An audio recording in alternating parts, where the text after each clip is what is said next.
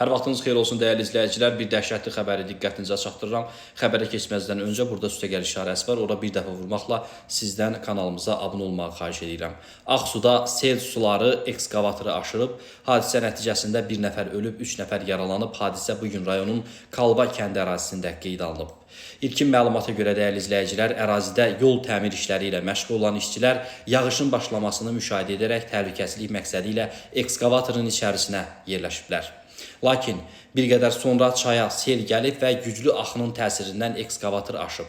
Hadisə nəticəsində ekskavatorun içində olan 4 nəfərdən biri hadisə yerindəcə həyatını itirib, digər 3 nəfər müxtəlif dərəcəli bədən xəsarətləri alaraq çətin vəziyyətdə texnikanın içində köməksiz qalıblar. Əraziyə dərhal Fövqəladə Hallar Nazirliyinin xilasediciləri cəlb olunublar. Yaralılar ekskavatorun içindən çıxarılaraq Şamaxı rayon mərkəzi xəstəxanasına təxliyə ediliblər. Hazırda hadisənin hansı şəraitdə və necə baş verdiyi araşdırılır. Faktla bağlı aidiyyəti qurumlar tərəfindən təhqiqat aparılır.